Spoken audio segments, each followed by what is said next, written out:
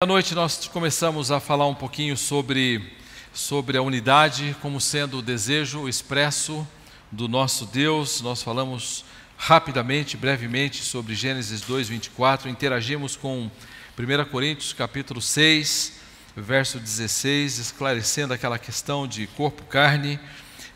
Passamos também por uma definição de unidade funcional, unidade prática da família. E terminamos falando de que a unidade não significa necessariamente uniformidade e que, na verdade, nós temos talvez muitas das nossas diferenças que não precisam se tornar conflitos, mas que podem se tornar conflitos porque nós não queremos essa diversidade, nós queremos uniformidade e uniformidade não vai ser possível na família. Terminamos a nossa noite de ontem dizendo que está na tela aqui na sua tela, o maior obstáculo à unidade conjugal é o pecado, e é o nosso pecado. E nós estávamos dizendo daquela cena grotesca de Adão e Eva se cobrirem e estabelecerem folhas para si, fugindo, escondendo-se de Deus, escondendo-se um do outro, e a unidade que era algo próprio, intrínseco, por causa de Gênesis 3, por causa do pecado, agora ela precisa ser perseguida. E nesse sentido o casal vai ter que trabalhar duro para perseguir a unidade funcional dentro do casamento. E ainda continua sendo a nossa maior barreira, o nosso pecado. Eu não quero abrir mão do que eu creio. E eu queria passar um processo para você aqui, rápido, mas eu antes de entrar lá, eu queria listar algumas marcas de cônjuges conflituosos. Como é que esses cônjuges podem ser identificados? Um cônjuge que anseia pelo controle, ele se recusa a ouvir e ele apenas quer externar suas opiniões e suas impressões. Provérbios capítulo 18, verso 2, o insensato não tem prazer no entendimento, senão em externar o seu interior. Ele não quer ouvir, ele quer falar. Ele não quer considerar, ele quer expor, ele quer que suas impressões e vontade, e, enfim, opiniões sejam ouvidas, e ele é bastante intenso. Isso é próprio da insensatez, não ter prazer em ouvir o cônjuge expor suas opiniões. E eu posso fazer isso de muitas maneiras, eu posso corrigir isso facilmente dizendo para o meu cônjuge algo do tipo, eu gostaria de falar sobre alguma coisa que nós conversamos ontem ou hoje, ou que você fez, ou que você falou, ou como você agiu, eu não entendi muito bem, você pode me ajudar a pensar? Você pode esclarecer para mim algo? Eu estou inclinado a pensar dessa maneira, estou pensando corretamente? Estou caminhando numa direção correta?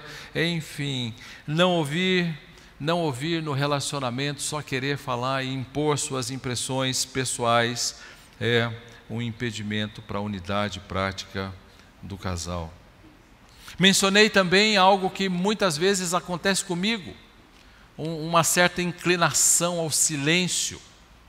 E quando fico descontente com alguma coisa que acontece lá com a minha esposa ou com alguns dos meus filhos, a minha inclinação natural, produzida pelo pecado que habita em mim, é me recolher, ficar em silêncio. E essa não é uma boa alternativa. Essa não é uma alternativa bíblica. É estulta, até o estulto, quando se cala, é tido por sábio, 17:28 de Provérbios. E o que cerra o lábio é tido por sábios. Nem todo silêncio é sadio. Há silêncios e silêncios. Há certos silêncios que são muito sadios e há outros silêncios que não são sadios. Num dos aconselhamentos com um casal em que a mulher era muito falastrona e ela falava demais e falava impondo ao seu marido, eles procuraram ajuda para lidar com seus conflitos ali no lar, E eu disse para ela algumas coisas que ela poderia fazer, e uma delas é que ela estabelecesse um propósito de um silêncio sadio durante a trajetória, durante o tempo de lidar com aquele momento mais difícil da vida dela, que ela estava lutando. E disse: que tal se você fizesse um silêncio sadio, no sentido de ouvir atentamente o seu cônjuge e ficar, enfim, não responder, olhar nos olhos e não responder, e manter um silêncio e dizer: meu bem, eu vou considerar o que você está dizendo, eu vou pensar. E manter um silêncio sadio. Podemos conversar amanhã? Muitas vezes aqueles momentos mais calorosos não são bons momentos de nós conversarmos, mas eu posso perfeitamente dizer: hoje não é talvez o melhor dos dias para eu conversar com você. Você poderia me aguardar até amanhã, eu vou para o meu quarto orar, vou fazer tudo isso que o Dr. Jones acabou de dizer aqui. Eu quero agradar a Deus, eu quero falar com Deus, e antes de falar com meu cônjuge, eu quero conversar com Deus. E então, passado alguns meses, 2 meses ou 3 meses, não me lembro agora, não me recordo ao certo, o casal voltou, e eu perguntei separadamente para o marido: e então, como é que tem sido o silêncio dessa sua esposa? E ele disse: tem sido muito bom, tem sido muito bom. Ela tem ficado quieta a maior parte do tempo. Eu disse: que bom. Aleluia. Os maridos digam: eu recebo, eu recebo. E naquele momento ele falou assim: a coisa está muito boa. A única coisa é que os pratos estão quebrando na cozinha. Ela disse: bom, mas enquanto ela enxuga a louça, ela diz: meu bem, plá! Eu disse: é verdade. Ele disse: verdade, algumas coisas começaram a quebrar na minha cozinha. Eu falei: que coisa louca, não? É um silêncio não sadio. Ela ficou em silêncio, mas precisou recomprar boa parte dos seus pratos na cozinha por causa da sua insensatez. É um silêncio estulto, é um silêncio tolo, um silêncio que não é nada bom para ser comunicado. Um cônjuge agressivo são sinais de um cônjuge conflituoso. Um quer só falar, o outro quer se recolher. Alguém usa de mão pesada para falar, uma língua pesada, uma boca pesada. Você tem em Provérbios capítulo 27, verso 3, um texto interessante: pesada é a pedra, a areia é uma carga, mas a ira do insensato é mais pesada do que uma e outra. Que texto, não? 27, 3. Provérbios 27, 3. A palavra branda desvia o furor, mas aquele que fala com ira, ele excita essa contenda. Enfim, a maneira como um cônjuge se manifesta agressivamente, enfim, são barreiras. Um cônjuge soberbo, ele não quer ceder, ele não abre mão de nada, enfim, ele está caminhando para estabelecer um relacionamento bastante difícil com sua esposa. Provérbios 13:10. Da soberba só resulta contenda. Então, hoje, quando alguém senta na minha frente, ou quando nós estamos num ambiente lá na igreja, e a igreja é um ambiente muito, às vezes, apropriado para conflitos, não é? Eu fico pensando qual dos dois grupos estão assoberbados, ensoberbados, cheios de soberba, melhor. Qual dos dois grupos estão cheios de soberba? Qual deles? Quando marido e esposa sentam na frente dizendo: estamos brigando muito, eu olho para Provérbios 13:10 e lá está escrito assim: da soberba só resulta contenda. Alguém aqui está sendo muito soberbo e provavelmente vai ser a causa desse conflito. Eu diria para essa pessoa: você precisa saber quem você é, e daria alguns textos para esse marido ou para essa esposa, dizendo: lembre-se que Jesus disse que nós somos pó. É isso que nós somos. Lembre-se, nós somos pó. E certamente você deveria se colocar no lugar que o nosso Senhor Jesus disse que nós somos. Jesus não se dava a confiar a eles, diz a palavra de Deus, porque sabia que eles eram pó. Então eu preciso dizer para esse indivíduo: rapaz, a sua vida termina daqui a pouco, você estará diante do Criador, você vai estar diante do Deus Todo-Poderoso. É melhor você entender quem você é aqui. É melhor você entender o que você fez e o que Deus fez por você. Mas a soberba é uma barreira para a unidade. Muito grande, muito grande. E eu posso achar que as minhas opiniões são melhores, como você ouviu. O cônjuge ressentido. Cônjuge ressentido é aquele indivíduo que está sempre remoendo as coisas. E você não tem ideia de como essa coisa é terrível. Não sei se acontece com você, acontece muito comigo. E quase tudo que não presta numa pessoa está em mim. É porque eu sou aí esse exemplo daquilo que, da graça de Deus, quando alcança o meu coração pecaminoso, cheio de inclinações a pecar. E quando lembro de pecados, algumas vezes eles produzem em mim algumas emoções, algumas ofensas produzem em mim algumas reações. Hoje menos. O cabelo branco ajudou um pouco a lidar com essa questão. Mas eu tive membros na minha igreja, por exemplo, um vice-presidente, que eu não sei se os pastores aqui gostariam de tê-lo na sua igreja. Eu hoje recomendaria que ele viesse para a sua igreja, daríamos uma oferta até. Eles não estão mais conosco, né? O nosso tesoureiro um dia disse de alguns deles assim: nós mandamos a carta, pastor, mandamos uma oferta junto, com gratidão enorme por levá-los, não é? Mandaram uma revista Playboy para a igreja no meu nome. E o indivíduo passa lá dizendo na vizinhança: conhece o pastor Jairo? Ele assinou a Playboy. Agora, entenda, eu não me senti ofendido só moralmente. Aquilo até foi menor, eu me senti ofendido na minha inteligência. Se eu tiver que mandar Playboy, eu vou mandar Playboy para a igreja presbiteriana do... como é que chama aqui mesmo? É aqui mesmo. Vou mandar para a minha igreja. Faz sentido uma coisa dessa? Mas o indivíduo mandou para lá, e aquilo me corroeu bastante. Um deles escreveu numa revista, na primeira página, trocando meu nome, botando lá um negócio, dizendo pastor Zairo. E ele me debochou completamente. Eu fiquei enraivecido. Eu não sei você como ficaria.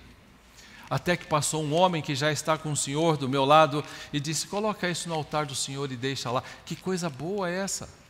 Até que eu descobri na palavra de Deus, em 1 Coríntios capítulo 13, verso 5, que você tem ali umas coisinhas que o amor faz. O amor não busca o seu próprio interesse. Primeiro, o amor, e aí vem lá, não se ressente do mal.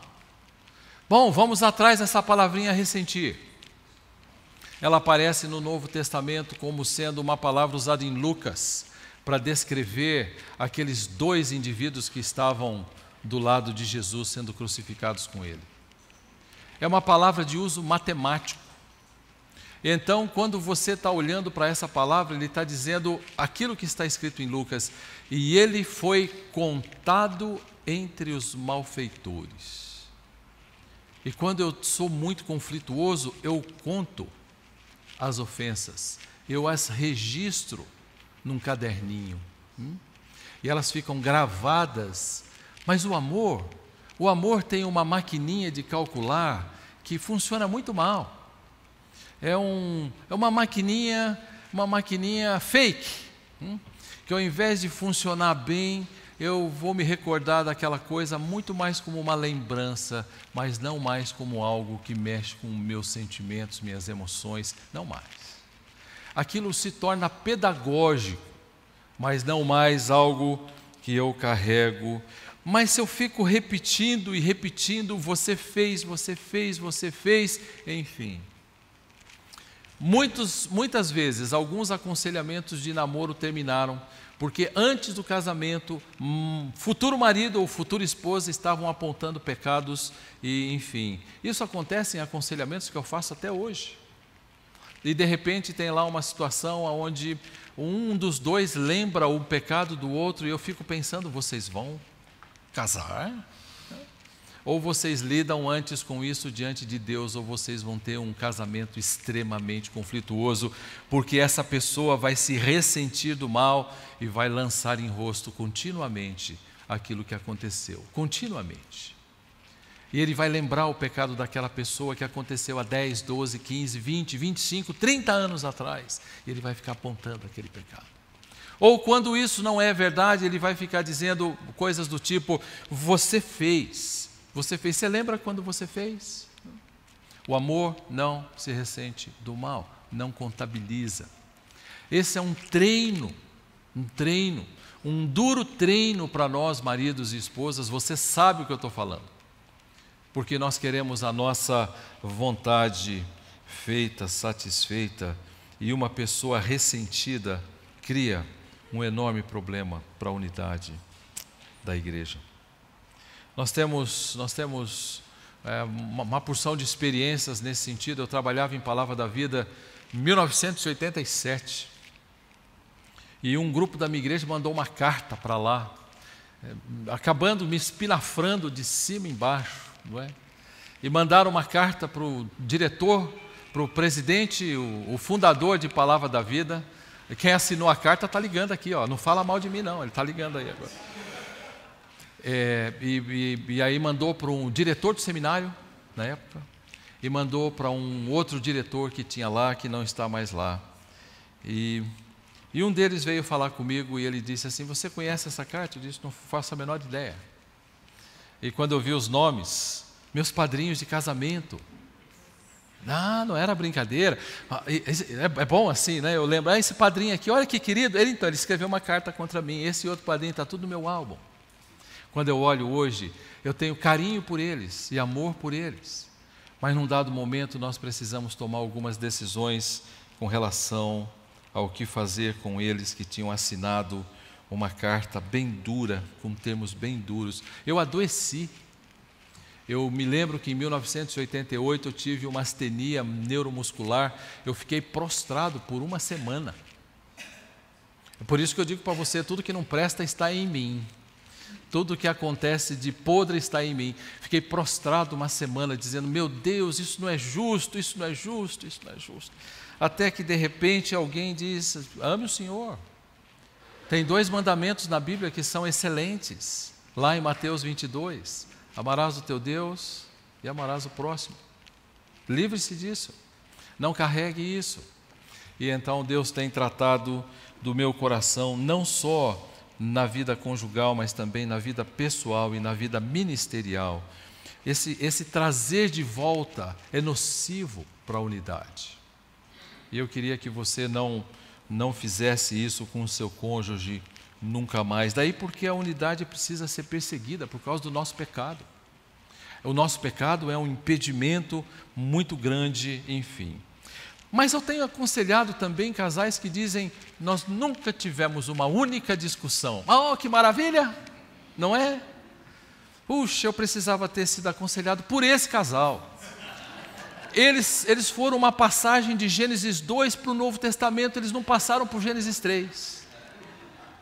E eles são perfeitos. Eu disse, maravilha, que maravilha. Vocês nunca brigaram, nunca brigamos, nem no namoro, nem agora. Nós nunca tivemos uma única discussão. Ah, que bom, nunca mesmo, nada. Bom, esse casal, minha certeza, não está amadurecendo. E essa negação é muito mais algo arrogante do que uma realidade. É muito mais um engano do que um fato. E certamente poderia ser que eu, pensando de maneira mais positiva, eles sempre acertaram nos tratamentos das coisas, de modo que nunca precisaram de um enfrentamento. Mas pode ser, e em muitos casos tem sido, que um dos dois vai colocar a questão, e esse um coloca a questão e o outro diz, meu bem, eu não quero discutir. Parece bom, né? E o outro diz, tá bom. Então, se você não quer discutir, não vamos discutir. E e porque eu não quero discutir, eu não gosto de discutir, a Bíblia diz que nós não devemos discutir, eu não sei bem aonde a Bíblia diz tudo isso, nós devemos não entrar em contenda, mas lidar com problemas nós devemos sim. Mas de toda maneira, enfim, depois de um tempo, sabe o que o outro cônjuge assimila? Eu não quero levar minhas impressões para ele, ou para ela, porque se eu levar, ele vai dizer que não gosta de discutir. Fechou as cortinas cerraram. Bom, se ele não gosta de discutir, eu vou guardar isso para mim. E certamente esse é um relacionamento que não tem conflitos aparentes, mas tem turbilhões rodando no interior dele ou dela, porque um dos dois não quer discutir de maneira nenhuma. Esse cônjuge vai guardar suas impressões para si, e isso vai ser muito ruim. Mas como é que nós lidamos com isso então? E aqui começa o nosso processo. Eu quero ver aonde Deus nos leva nessa manhã e aonde nós vamos. Eu queria tentar falar um pouquinho sobre pacificação ou promover a paz, lidar com conflitos entre pais e filhos e irmãos dentro de casa. Eu queria que você pensasse nessa dinâmica, como é que a coisa caminha, como é que essa crise caminha de um lugar e chega num conflito. Onde isso começa? Qual é o start? Qual é o ponto de partida? Qual é o lugar? Como é que se dá essa progressão? Em que momento o trem saiu dos trilhos bíblicos e começou a andar por outros trilhos idólatras? E eu queria compartilhar algo que o Dr. Ken Sande já fez isso. Eu queria introduzir algumas coisas aqui, alguns pensamentos, mas eu queria seguir algo dele, o modelo dele, e eu queria que você percebesse um pouco desse caminho. Não que o modelo dele seja absoluto, mas é um bom modelo a ser seguido. Dr. Ken Sande, ele tem um ministério nos Estados Unidos chamado Pacificadores. E esse ministério serve para estabelecer a paz entre organizações e organizações cristãs, igrejas e igrejas, igrejas e membros, membros e membros, e algo muito bom, porque no nosso meio, se nós tivéssemos advogados com essa visão ministerial, seria muito bom. Vários dos nossos contratos assinados lá com as editoras americanas, uma delas inclusive colocou lá como pauta, como contrato, parte do contrato, que aquilo que rege o nosso contrato não são as leis desse ou daquele estado. O que rege o nosso contrato são os acordos que Peacemaker estabeleceu, que os pacificadores estabeleceram. E se tivermos qualquer pendência, nós não vamos reivindicar no governo, nós vamos reivindicar lá nesse ministério. Não seria legal se nós tivéssemos isso aqui? Se nós tivéssemos advogados que de repente levantassem uma bandeira e dissessem: eu quero cooperar para que a igreja brasileira seja pacificada, uma igreja com outra igreja, irmãos que saem de um lugar e vão para outro. Eu queria compartilhar, pegar um emprestado dele algo e continuar por aqui. Eu queria que você olhasse para essa dinâmica dele. Se você já leu o livro dele, você vai dar uma repensada. Onde tudo começa? E aqui é importante que eu veja com você, nós começamos os nossos conflitos e eles se mantêm e se sustentam, porque eu quero algo, eu desejo algo, meu coração anseia por algo, e eu julgo que é legítimo, e então eu caminho para esse algo. O livro de Tiago, no capítulo 1 e capítulo 4, ele tem bastante informação sobre isso para nós. Cada um é tentado pela sua própria cobiça, quando esta o atrai e seduz. E então a cobiça, depois de haver concebido, dá luz ao pecado. E o pecado, uma vez consumado, gera morte. Ao contrário, eu estou em Tiago capítulo 1, 14 e 15. Ao contrário, cada um é tentado por sua própria cobiça. Eu cobiço algo, eu quero algo. Eu persigo algo, ela me atrai, é algo que eu desejo, isso me seduz, isso vale para a vida moral, isso vale para a vida cotidiana. Eu quero muito um carro, eu quero muito um computador, eu quero muito uma roupa, eu quero muito liberdade.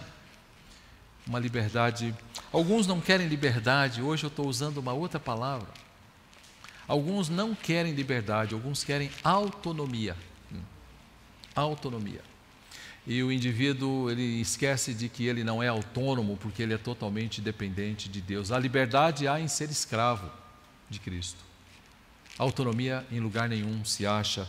E o indivíduo quer fazer a sua própria vontade. Então essa cobiça, depois de haver dado a luz ao pecado, produz morte. Morte, a palavra thanatos no Novo Testamento não quer dizer fim. A palavra quer dizer separação. Separação. Separação entre Deus e o homem, ele morreu. Separação do corpo da alma, morreu. Mas não é fim. Não é fim. E então ele vai ficar separado de quem? Bom, ele vai ter separação tanto de Deus quanto daquele que estiver ao seu lado. E mais para frente ele diz: de onde procedem as contendas que surgem dentro de vós, senão dos desejos, dos prazeres? A palavra aqui é intensa, é um desejo ardente, forte, e que militam na vossa carne. Não é lá que começa a coisa. Alguns desejos são bem legítimos, e eu posso desejar coisas bem legítimas. Alguns são marcadamente pecaminosos. A inveja é pecaminosa. O desejo de vingança é pecaminoso. A ganância são desejos pecaminosos, bem pecaminosos, mas outros não são. Se depois de um dia de trabalho intenso você chegar na sua casa e você disser para o seu cônjuge que você gostaria de descansar, é bastante legítimo isso, bastante legítimo. Mas se você não puder descansar e brigar por isso, então nós vamos ter algum problema para resolver. Eu posso desejar um carro novo porque eu preciso de um carro novo. Na nossa igreja nós temos motorista de táxi, motorista de caminhão, precisam de carros novos. E de ano em ano, ou a cada 2 anos, eles precisam de carros novos. Não é uma questão de algo novo que saiu, uma vaidade, eles precisam. Mas se aquilo domina aquele indivíduo, que ele precisa ter aquele tipo de caminhão e aquele tipo de táxi, então o que era legítimo agora pode deixar de ser. E aquilo que era para ser algo bastante bom, passou a não ser mais. Enfim, eu tenho desejos que podem ser bons desejos. Eu posso desejar sair com a minha família e ter um tempo de descanso com ela. Mas pode ser que alguém tenha uma dificuldade maior. Um amigo meu ia sair de férias e a filha falou: é agora que nós vamos sair. É de uma igreja presbiteriana lá no Espírito Santo, uma boa igreja. E o pastor daquela igreja disse para a filha: filha, hoje nós não vamos sair de férias. Filha pequenininha. E porque a irmã tal está no hospital. Pegou as suas férias e adiou as férias.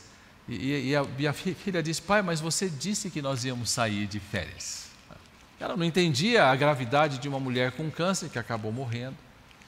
E então o desejo daquela menina legítimo, num dado momento, precisou da confrontação amorosa do pai, dizendo: você entende que talvez nosso descanso possa ser substituído momentaneamente, temporariamente, por um cuidado, por um amor com aquela irmã? E a filhinha disse, meio sem entender: claro que sim, claro que sim. Passado um tempo, a filha disse, depois de 1 ou 2 dias: pai, a vida da fulana é mais importante do que uma semana de férias no hotel, vamos ficar aqui. Ela saiu de um desejo legítimo, passou por um conflito ali íntimo, depois, enfim, o desejo intenso dela cravado, e o pastor daquela igreja está ensinando muito bem o seu filho. Uma igreja fica numa praia muito bacana, em Vitória, no Espírito Santo, tive com ele já, uma igreja presbiteriana muito sadia. Mas aí eu posso chegar a um ponto de ter 2 possibilidades quando eu tenho um desejo. Ou eu faço como essa menina, ou eu faço de uma outra maneira. Bato, exijo, e quebro, e chuto, e falo. Eu quero do meu jeito. Eu acho que o Dr. Robert Jones vai ainda cantar uma musiquinha aqui para você, se é que ele já não cantou. Ele cantou? Eu quero o que quero, porque quero. Já cantou essa musiquinha? E o que eu quero tem que ser assim. Ele vai cantar, é muito divertido ele cantar em português isso daí. É o Carol, porque é o Carol, porque é o Carol. Está gravando, né? Isso aqui está filmando, né? Ele vai puxar a minha orelha depois. Mas a primeira possibilidade, quando eu tenho um desejo, é eu entender que meu desejo precisa ser submetido a Deus. Eu não preciso ter o meu desejo necessariamente atendido. Meu cônjuge, minha esposa, não precisa satisfazer meus desejos. Não é algo que eu deveria fazer. Eu queria propor para você um salmo que eu gosto muito de um músico. Esse músico lutou com muitas coisas na vida. E ele é um daqueles exemplos de que ele escreveu pelo menos 2 salmos de muito conflito para ele. Asaf, Salmo 73. Ele escreveu também o Salmo 77. Mas vamos ficar no Salmo 73. No Salmo 73 você tem aqui um indivíduo que desejava algo. E você vai dizer, como é que é isso? E ele começa o Salmo 73 assim: com efeito, Deus é bom para com Israel, para com os de coração limpo. Que bom. Quanto a mim, porém, quase me resvalaram os pés. Pouco faltou para que se desviassem os meus passos. Que músico honesto, humano, né? Humano, extremamente humano. E ele disse, pouco faltou. O que aconteceu no coração de Asaf nesse momento? Qual foi o problema dele para ter os seus passos quase desviados e caindo no abismo? Eu desejava ser como os arrogantes são. De repente eu olho a vida e fico vendo, não faz o menor sentido eu dedicar minha vida para o Senhor, e eu vejo os arrogantes e eles estão numa farra do boi, eles estão crescendo e eles estão prosperando. Eu queria ser como eles, esse era o meu desejo. Meu desejo é que eu invejava os arrogantes ao ver a prosperidade deles. O que eu queria também é ter o corpo deles. Eles têm saúde, eles têm os melhores cuidados. O seu corpo, verso 4, é sadio, é inteiro, não há preocupações para eles. Eu queria ter a condição desse indivíduo. Verso 5, eles não partilham das canseiras dos mortais. Eles são os donos, eles nem são afligidos como os outros homens. Daí a soberba que os cinge como um colar, ele diz, e a violência que os envolve como um manto. Eles falam mal, falam maliciosamente, eles oprimem com altivez. Contra os céus, então, desandam a boca e a língua percorre a terra. E sabe o que eu desejava? Ser como eles, porque o povo se volta para eles. E eu estou aqui vivendo minha vida piedosa. E sabe o que acontece comigo? Sofrimento o tempo todo. Muita dor, muito sofrimento. E ele vai caminhando. E eles dizem, como é que Deus sabe? Acaso há conhecimento no Altíssimo? E ele pensou com ele mesmo, com efeito eu conservei inutilmente o meu coração inocente. Não vale a pena viver.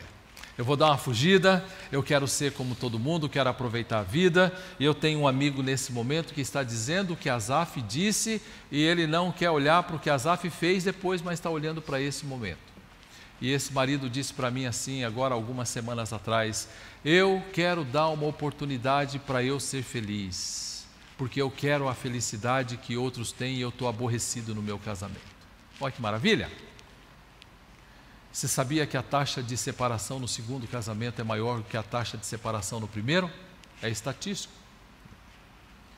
Então, se o indivíduo pensa que um segundo casamento vai tornar as coisas melhores, ele precisa saber que ele vai repetir aquilo que ele já fez, e talvez pior do que ele fez.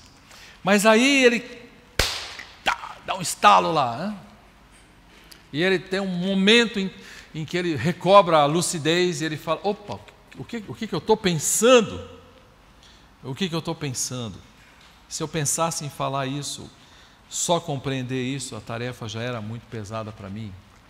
E ele diz algo que é muito importante e que o autor daquele hino que nós cantamos e que perdeu 4 filhas no Oceano Atlântico, lembra? Ele escreveu: se paz a mais doce me deres gozar, se dor a mais forte sofrer, ou seja o que for, tu me fazes saber. Não está escrito isso no hino. Eu não ficaria feliz em perder 4 filhas. Ele está dizendo ali algo assim: a minha alma, está tudo bem com a minha alma.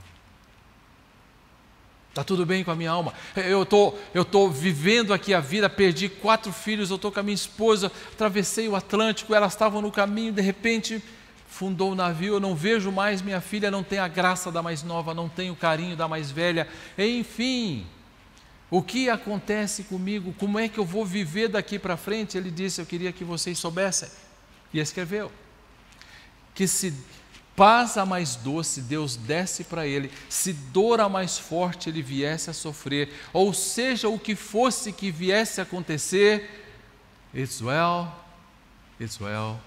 with my soul. Está tudo bem com a minha alma.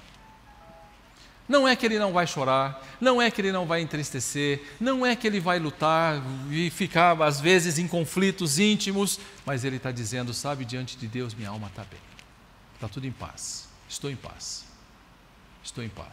Esse hino a gente devia encontrar uma palavra diferente para feliz. De alguma forma a gente precisaria pensar numa palavra diferente para esse lindo hino que esse homem escreveu. Sabe o que ele fez? Ele repetiu Asaf. O meu amigo encontrou Asaf na primeira parte mais sombria da vida dele. Eu quero dar uma oportunidade para mim. Eu conheci uma pessoa, eu estou emocionalmente envolvido com ela. Olha esse tranqueira que eu tenho aqui dentro de casa. Mas olha aquela pessoa lá. Olha, espere um pouquinho, deixa ela ter 40, 50 anos, enfim. Vã é a graça, vã é a formosura. Depois que acabar a graça e a formosura, eu queria ver o que iria restar para quem mirou na graça e na formosura. Mas esse homem que escreveu esse hino, ele repetiu Asaf num dos textos mais lindos de Salmos. Verso 25 desse salmo: quem mais tenho eu no céu? Ele está dizendo. Antes um pouco ele diz: quando o coração se me amargou e as entranhas se me comoveram, eu estava embrutecido, ignorante, era como um irracional à tua presença. Assim que ele pensou acerca do que ele pensou. Por isso que eu disse ontem que os conflitos nos ajudam a pensar sobre o que nós pensamos ser verdadeiro numa determinada situação. E ele está dizendo em seguida: todavia, estou sempre contigo e tu me seguras pela mão. Quanta ingratidão da minha parte pensar de que eu queria ser como ímpio. Quanta ingratidão. Meu desejo ímpio, desejando conforto, desejando um tipo de vida que eu não preciso ter. Quem mais tenho eu no céu? Ele está dizendo: não há outro em quem me compraza na terra. Sabe quem é a minha suficiência?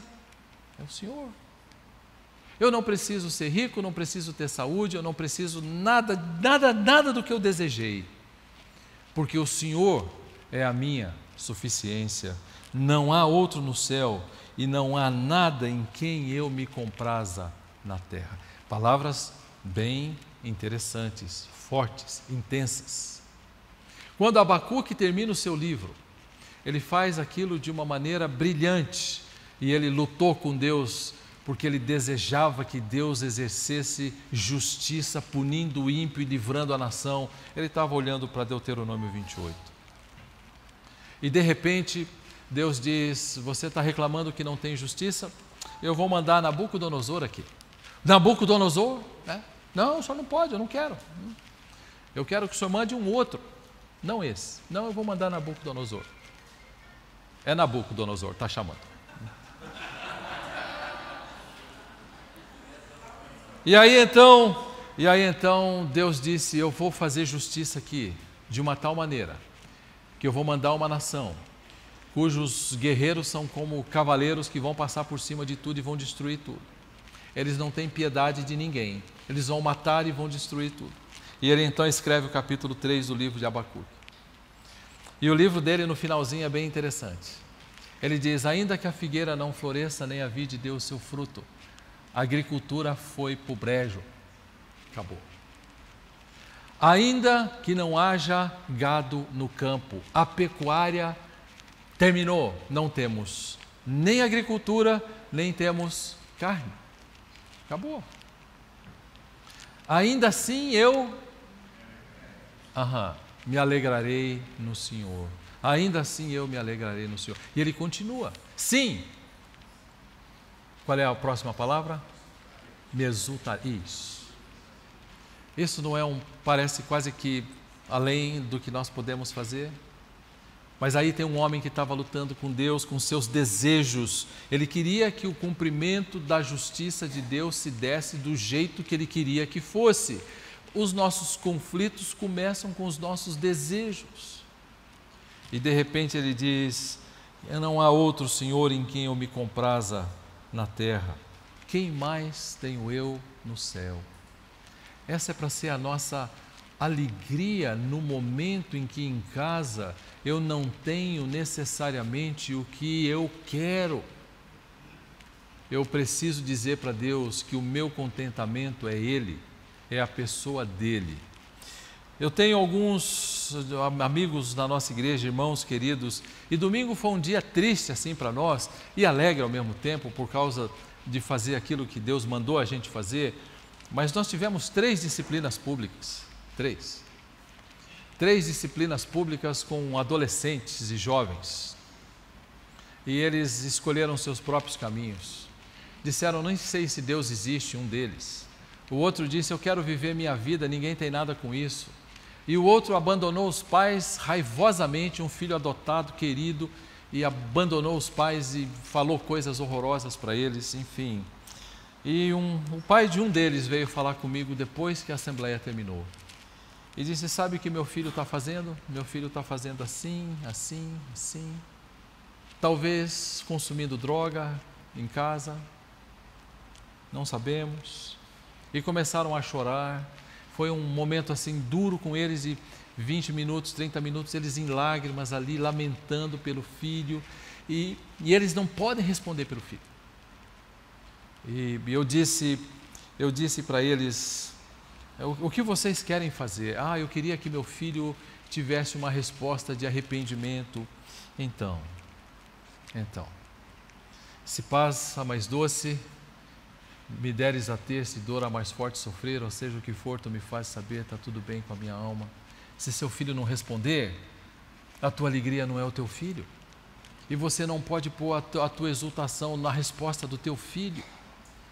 Você precisa entender que não há outro em quem eu me compraza na terra, e não há ninguém que eu tenha mais no céu. Não é interessante? Eu estou livre. Eu não estou na mão da resposta do meu cônjuge. E eu posso lidar agora com os meus desejos. Eu posso abrir mão deles. Esse é o caminho da fé. Eu posso abrir mão dos meus desejos.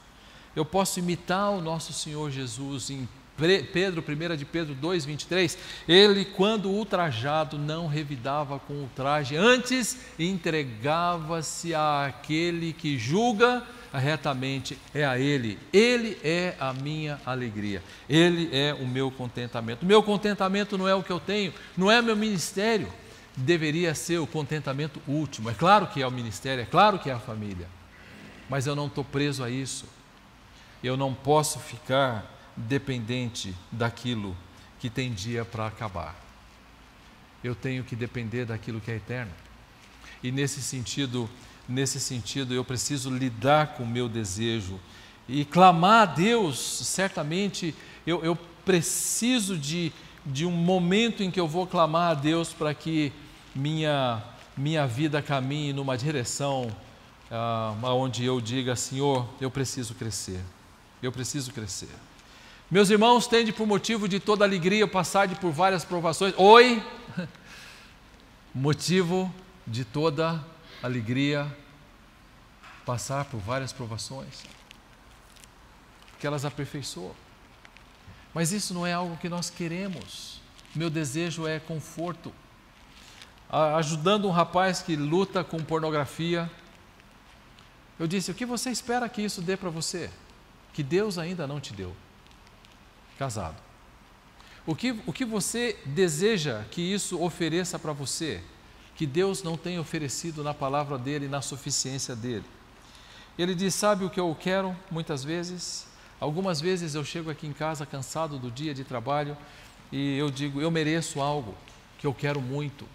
E então eu julgo que é confortável e eu desejo conforto. E eu vou para o computador então e me delicio com aquela coisa horrorosa lá. Porque ele quer satisfazer uma divindade dentro do seu coração chamado conforto. Eu disse: mas você tem o Senhor e você pode dirigir-se a Ele. E ele disse: mas isso não é o que eu quero. Eu quero ver corpos sadios, perfeitos aos olhos de quem? E então ele disse: eu luto com essa coisa. E eu disse: você pode olhar para isso e crescer. Quando o seu desejo brotar, você olhar para Deus e dizer: não há outro em quem eu me compraza na terra. Pego o meu desejo e reduzo o meu desejo à escravidão, entrego ao Senhor e simplesmente limito o meu desejo. Por isso esmurro o meu próprio corpo e o reduzo à escravidão, para que, tendo pregado a outros, não venha eu mesmo a ser desqualificado. Eu posso continuar firme na decisão de amar a minha esposa e orar por ela. Eu estou usando a mim como exemplo para você ter bastante clareza sobre quem está falando para você aqui. E muitas vezes ter que orar pela minha esposa e pedir o maior bem dela porque ela fez algo que eu não queria que ela fizesse, eu desejava que ela fizesse diferente, mantém um nível de tensão em lugares diferentes na vida.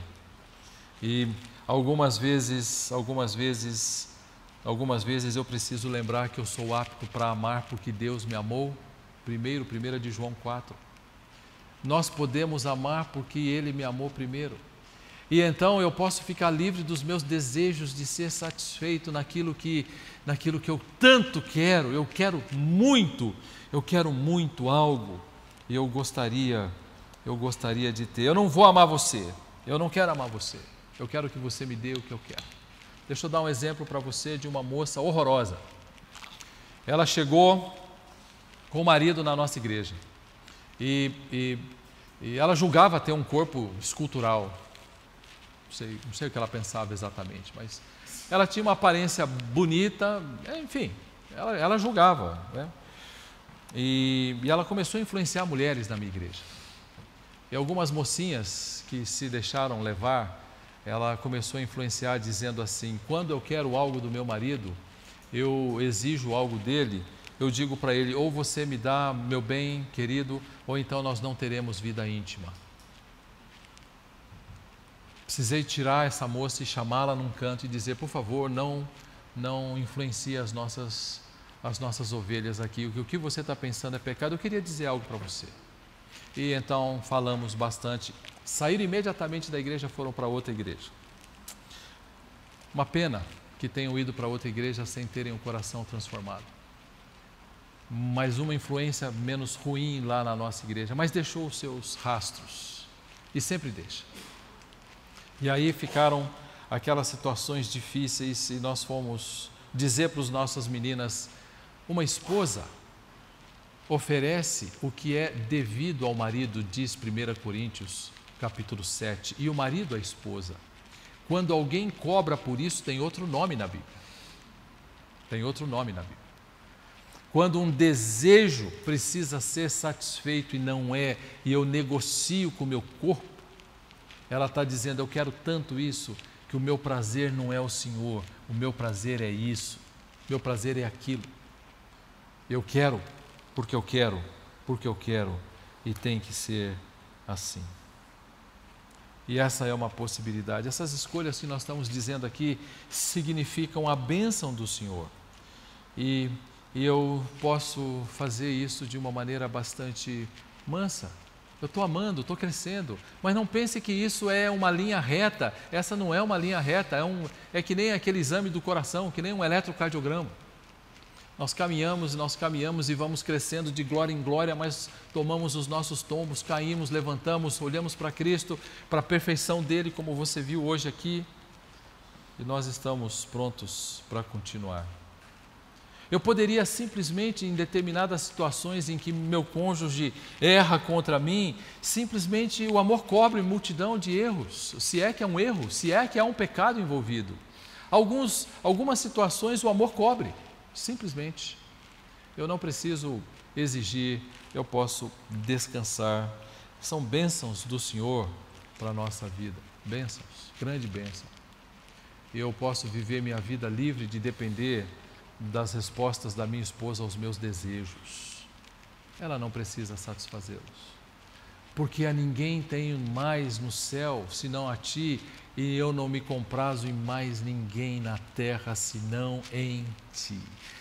Isso é para a gente sair daqui hoje dizendo, Senhor, está certo que o vestido é bacana, que a calça é bacana, que o carro é legal, mas não há ninguém que me encha de prazer mais do que o Senhor.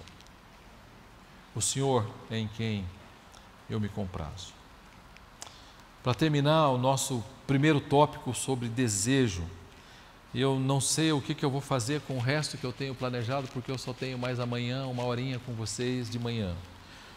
Mas eu trouxe tanta folha para falar para vocês. Um pastor não precisa muito, precisa de um tijolo para ele subir e começar a contar as coisas. Mas eu tenho outro caminho. Eu posso ir por um outro caminho. Se eu não quiser o caminho da fé, eu posso ir por um caminho que é bastante idólatra. E esse é um caminho bem difícil. Eu posso ir por um caminho bem complicado. Deixa eu ver se ele está aqui. Está aqui. Em Gênesis capítulo 30 você tem uma guria, Raquel, esposa de Jacó. E eu tenho acompanhado mães que têm dificuldade em ter filhos. Elas lutam e elas desejam muito ter filhos. E fazem tratamentos, alguns caros e alguns que custam um carro de luxo, o valor de um carro de luxo. E elas lutam algumas vezes quando veem filhos nascendo. E já aconteceu isso alguma vez na igreja e nós fomos apresentar um bebê perante a igreja para que a igreja soubesse e orasse por aquele bebê. E uma pessoa ficou muito triste, saiu do ambiente porque não conseguia ver algo, muito triste porque ela não tinha um filho, e nós fomos até ela e dissemos, volta para cá, fica aí, alegre-se com o irmão. Você não precisa ter o seu desejo satisfeito porque a sua alegria não é um filho. Um filho certamente te daria muitas alegrias, mas a sua alegria última não é o seu filho. Fique aí, alegre-se com o irmão, busque o maior bem dele, fique agradado de ver Deus prover para ele e não para você. Raquel queria muito um filho e lutou por ver as concubinas e a irmã dando filhos para ele, não ela, e ela vai dar uma pessoa para que Jacó tenha um filho. E o verso 1 e 2 do livro de Gênesis, capítulo 30 de Gênesis, ela pega, sacode o seu marido e ela diz, dá-me um filho, senão eu morro. Ela morreu por ter um filho, não por não ter. Ela morreu por tê-lo. E então, o marido todo sensível, né? aquele Jacó sensível. E eu estou lá aí com você, por acaso eu sou Deus que te cerrou o ventre e ele não quer te dar filho? Fica quieta, mulher. Muito sensível. E ela está no coração ali, me dá um filho senão eu morro. Nasceu José, Benjamim morreu. Esse é o típico caso de que ela teve o que queria e não desfrutou do que desejou.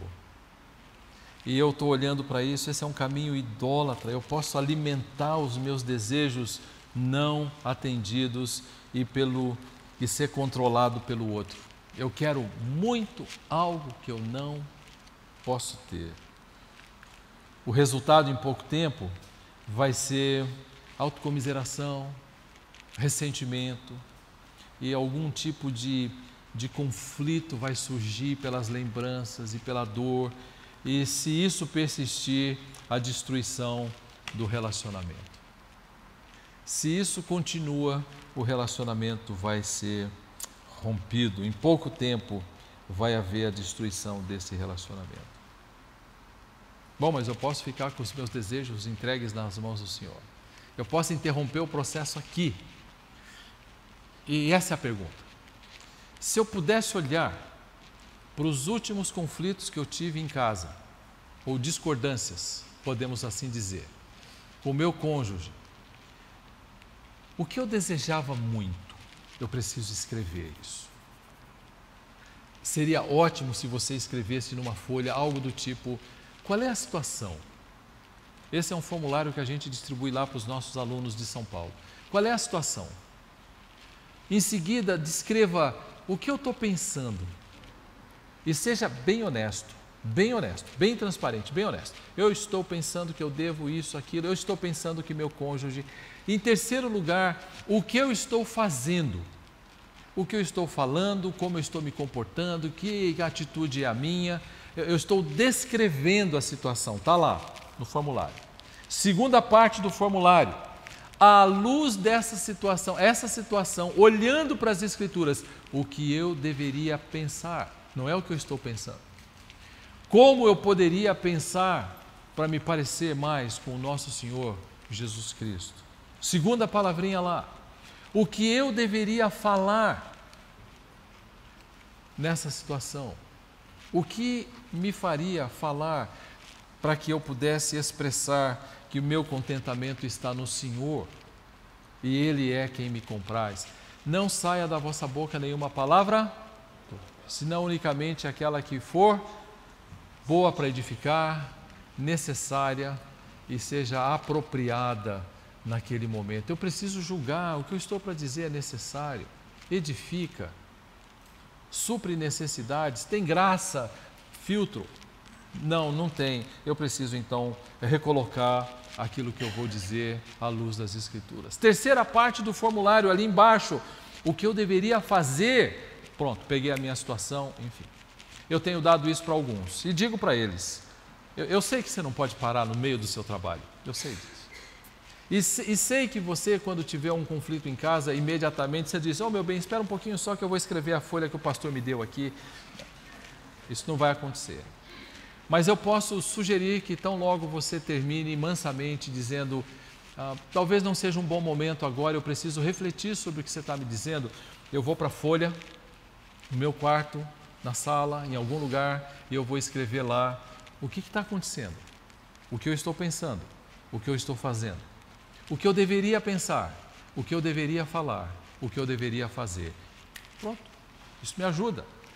Não muda os meus sentimentos imediatamente, mas como eu disse ontem, nosso coração, as nossas decisões são a locomotiva e os nossos sentimentos são os vagões. E quando eu tomo decisão, os sentimentos acompanham depois de um tempo. E é assim que deveria ser. Eu posso interromper aqui e acabou. Mas se persistir, tem uma outra etapa que a gente não vai ver hoje. Se persistir, tem um outro caminho aqui. E um caminho destrutivo, uma espiral descendente, sem retorno. Eu preciso estabelecer esse fim imediatamente e aqui. Por isso, a gente vai amanhã, se Deus permitir, olhar para a segunda, terceira, quarta etapa e algumas mais que nós precisamos olhar para lidar com pacificação em casa e com os nossos filhos também. Mas antes de nós sairmos para almoçar, eu queria muito orar com você e queria poder me alegrar com você, dizendo para Deus do privilégio de estar aqui, do privilégio de estarmos olhando para a palavra dele. Vamos orar, queria que você curvasse sua cabeça.